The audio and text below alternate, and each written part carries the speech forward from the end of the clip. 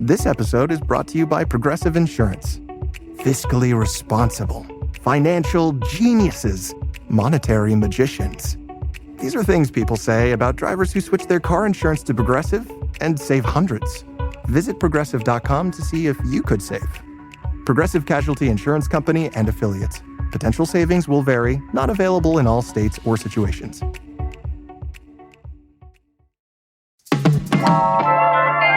The 2025 session of the Nevada Legislature ended in the wee hours of the morning Tuesday. So today on CityCast Las Vegas, I'm here with the Nevada Independent's Capitol Bureau Chief, Tabitha Mueller, to analyze what our elected officials accomplished and what important bills hit the cutting room floor. It's Wednesday, June 4th. I'm Sarah Lohman, and here's what Las Vegas is talking about.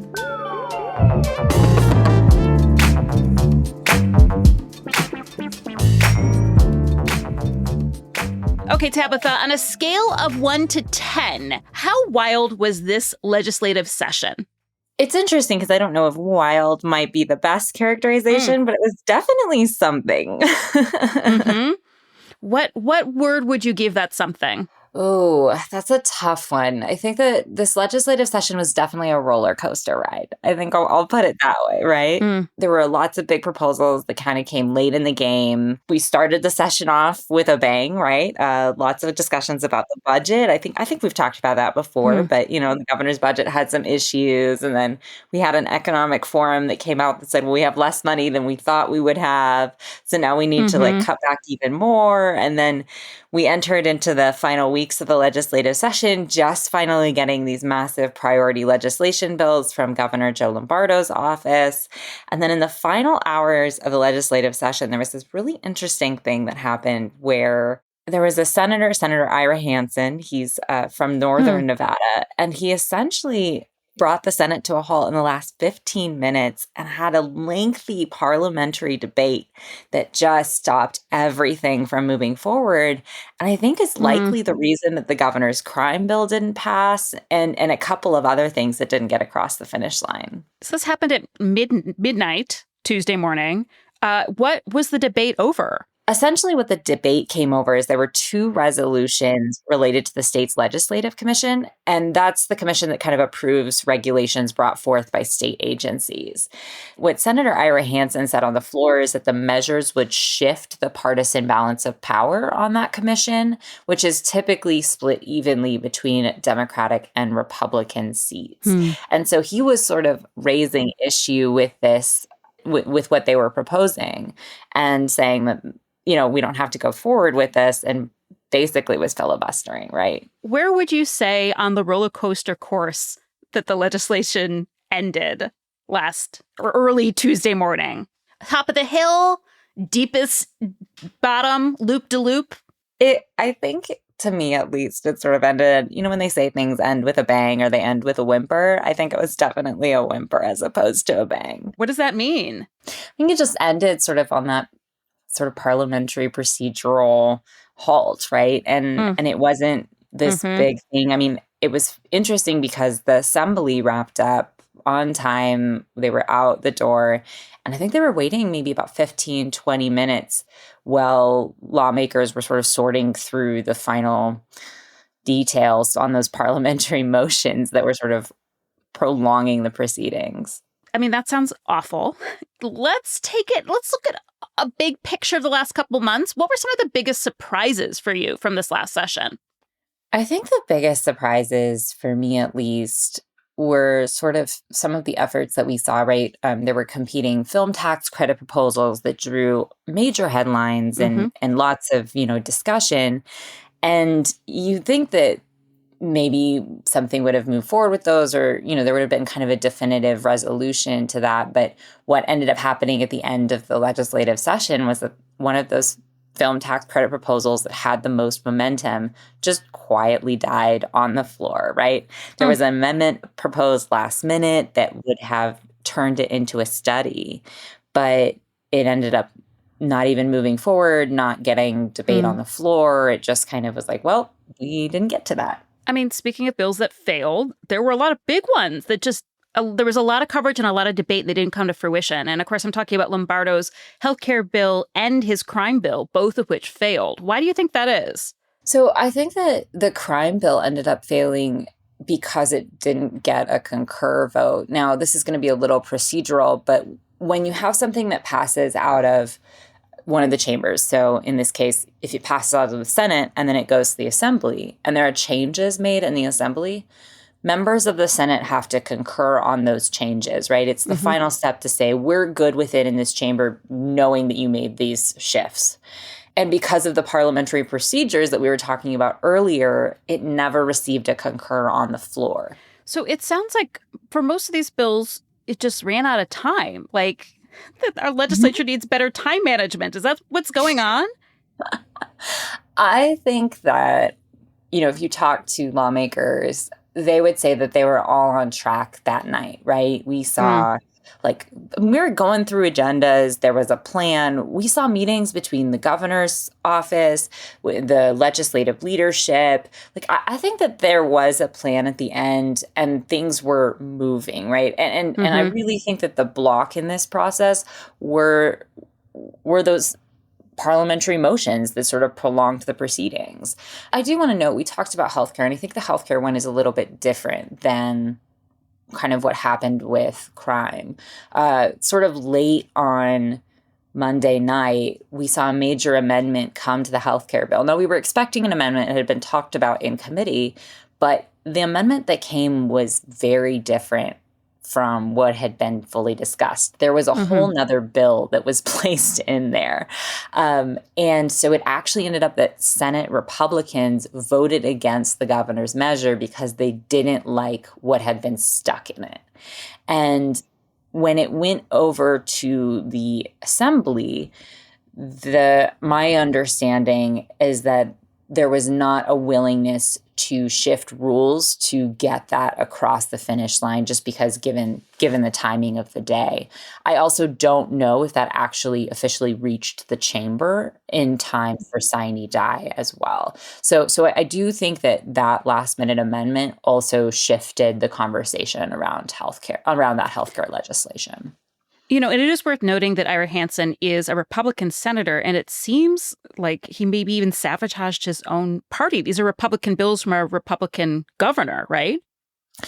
Right, but it's interesting because we kind of asked about that afterward, and I think that what the Senate minority leader said is, look, this was about taking issue with the resolutions, surrounding that legislative commission, And I think that I don't think that it was necessarily intentional for them to kill the governor's crime bill, right? Or maybe they didn't kill it, but to let it sort of not get the concurrent vote it needed to pass out. So wild. I also, before we move on to some more positive things, I want to clarify a term that you use that people may not have heard before, sine die, which does kind of sounds like, well, the bill's either going to get sine or it's going to die, but that's not what that means. Absolutely. And sorry, I'm a little sleep deprived when we're You're all good. I just want to tell the world that we are recording this on Tuesday morning. Tabitha did not get much sleep. She was there when it was all happening or not happening, as the case may be. So just tell us about sine die. So sine die is what we refer to as the final day of the legislative session. That's essentially just what it means. There's nothing else too crazy about it. Don't worry. It's not about saying we're going to kill a bunch of bills on the last day of the session, although that usually happens. It's just kind of saying, hey, this is procedurally what we call it. Not the congressional version of ride or die. Totally different. No, definitely not.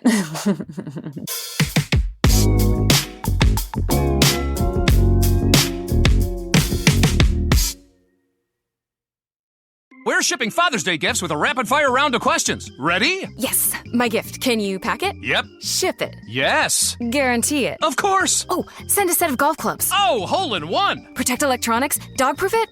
Return it if they hate it. Yes, no, and yeah. Are you the UPS store? Hey, we have a winner!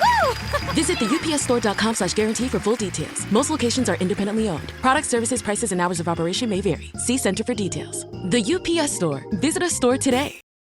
I'm Cindy Lauper with fellow Cosentix advocate, Chef Michelle Bernstein. We'll share our experiences with plaque psoriasis, with psoriatic arthritis, and Dr. Panico will talk about the possible connection. Cosentyx secukinumab is prescribed for adults with moderate to severe plaque psoriasis 300 milligram dose and adults with active psoriatic arthritis 150 milligram dose. Don't use if you're allergic to Cosentyx. Before starting, get checked for tuberculosis.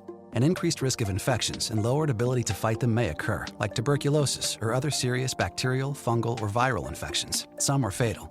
Tell your doctor if you have an infection or symptoms like fevers, sweats, chills, muscle aches, or cough, had a vaccine or plan to, or if inflammatory bowel disease symptoms develop or worsen. Serious allergic reactions and severe eczema-like skin reactions may occur. Learn more at 1-844-COSENTYX or Cosentyx.com/Cindy. So, Tabitha, what passed? What got done? Well, I think that we saw a major education bill that got across the finish line. All of the states' constitutionally mandated budget bills made it across. And there was also some really big proposals that we've been following, right? Paid family medical leave was something that Assembly Member Selena LaRue-Hatch has been pushing, and that made it over to the governor's desk. And a number of other proposals, and another one that drew a lot of conversation at the end of the session, which was a bill that would bring voter ID to Nevada starting next year. So all of those measures made it across the finish line, and we actually have a bill tracker on the Nevada Independent website. So if you are curious, you can kind of scroll through there and sort of see what made it across. But there are some things that we're still waiting to figure out. And I'm happy to talk about that too. So, because it's not totally done yet. Right. So any of these bills, the governor still has to decide whether to sign them or not. Yep. So the governor still has to decide whether he's going to veto that legislation, whether he's going to sign it, or whether he just lets it pass into law, right? If a piece of legislation doesn't get a signature and it doesn't get a veto, it kind of automatically goes into law after a set period of time. And if it gets a veto, it's done? If it gets a veto, it is done. It's interesting because in 2023, which was Governor Joe Lombardo's first legislative session, he vetoed a record number of bills. That was 75. And I think that we're sort of kind of keeping track. Is that going to happen again? What's going to sort of be implemented? What won't be implemented? And actually, we do have a veto tracker on our website as well. So that's Nevada Independent. That's something you can check out. Okay. So which of the bills that passed do you think will most affect our daily lives here in Las Vegas? That's a tough one. It's funny because I think we're still going through all of the legislation to make sure and triple check and see what passed out, what went over there. I think that and I'll go back to this voter ID. I think that one will be a massive one, at least when it comes to the election process, right? We have the 2026 election that would be coming up, and then the 2028 presidential primary due. And I think it'll be interesting to see how that will affect people's voting habits, or if people won't be, if people will be updating their IDs, those kinds of things. So, is there anything in the education bill that would impact the Clark County School District? I think that there's some actually really interesting things in the education bill that should be noted. So broadly, the bill kind of calls for a statewide rating system for school districts and the sponsors of a charter school, and a ramped up implementation of interventions and supports for schools and school districts. And then the other one is, we talk a lot about low performing and underperforming schools. And I think that what this kind of does is create a system that says, hey, we are going to hold you accountable. And here are some steps that we want to see you achieve. I also think that there's some funding for pre-K, and that's not just exclusive to obviously Clark County, but across the state. And that pre-K early education, that's really key. And then there's also some childhood literacy and readiness provisions in that measure as well. And the other thing too is, even if a bill is proposed and they say this is the language and people start referring to it, by the end of session, it can be totally gutted and replaced and changed. And so it's one of those things that you almost have to go back into the bill language and triple check to make sure that it still does what it was supposed to when it was introduced. If I could ask, too, I know that there was a bill about banning immigration authorities from being able to enter schools and places of worship. What happened with that? So that bill, which is, for those who are interested, AB 217, was actually delivered to the governor's office. So we're waiting Wow. to see if he'll sign it or veto that legislation, or just, like we said, let it pass into law, right? Yeah. And it was interesting because there was another resolution, and resolutions are a little like letters to Santa Claus, in that they don't always hold the most weight, because it's basically a call on Congress to do something. And in this case, it was to limit immigration enforcement in sensitive locations. So even if the governor decides to veto, lawmakers will say, look, we also, called for this resolution to tell Congress, hey, please limit immigration enforcement. Yeah, I'm curious about that one, too, because I don't know if you saw, but there was this statement from the city of Las Vegas last week that we're not a sanctuary city because apparently the federal government has categorized us as such, because we're not complying with everything that ICE wants. So it's interesting that this is, it's not even a tool of resistance. This is generally was a federal standard that has now been changed. So I wonder what will come of that. Yeah, I think that the interesting thing about that one, and my colleague Isabella Aldrete has done a really good job of sort of keeping tabs on what's going on there with that situation, is that even if Nevada and, in this case, the city of Las Vegas too, doesn't identify as an immigration sanctuary, billions of federal dollars could be at stake if the Trump administration sort of pushes forward that framing, right? So I think that that's something that officials are watching and keeping an eye on. So definitely within the legislation, there is some performative elements from our elected officials. They're kind of jockeying for power and influence and showcase their abilities to get stuff done. So did any of our local Southern Nevada politicians come out of this session looking particularly good or bad? We're still doing an assessment of what passed out of the legislature, where everything stands.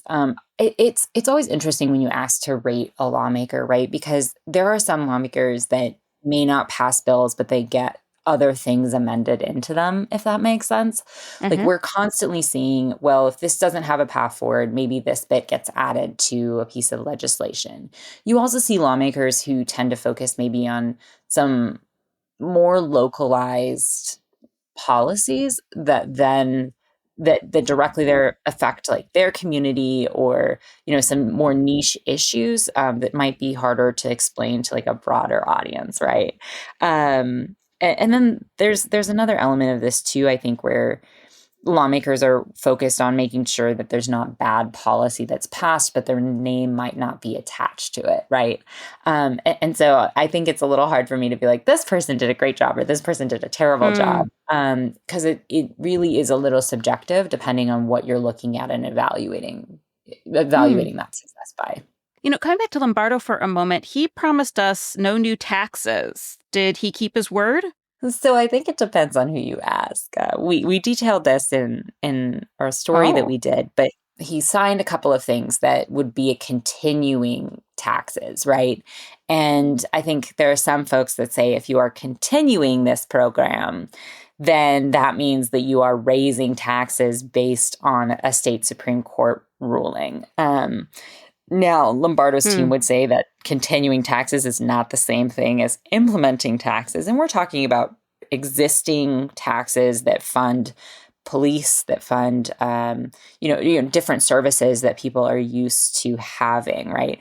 And so I think that will be an interesting point that comes up in Governor Joe Lombardo's reelection campaign next year, right? I think that everything that happened this legislative session is going to be relitigated during the campaign season. So what bills died this session that you think we'll see resurrected next time? I think that there were a lot of bills that died around, take the governor's health care bill, for example, right? There were a lot of pieces in that I think lawmakers really wanted to see reforms and changes to. And I would imagine that we'll continue to see changes proposed surrounding healthcare. Everyone you talk to talks about how expensive healthcare is, and Yeah. it's a burden for families. I don't know one person that hasn't struggled with the healthcare system. Maybe it's a hospital bill, maybe it's something broader, right? And so I think that will definitely be coming back.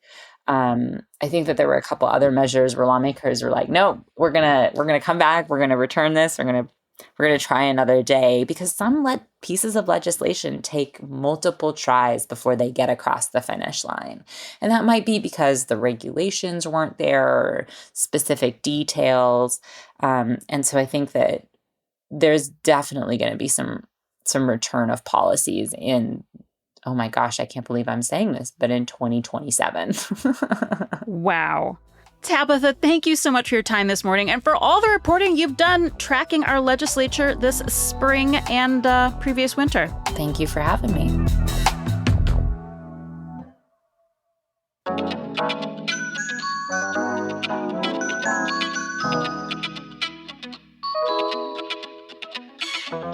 And that's all for today here in CityCast Las Vegas. If you enjoyed this show, why not tell a friend, rate the show, leave us a review, and subscribe to our morning newsletter. We'll be back tomorrow morning with more news from around the city. Take care.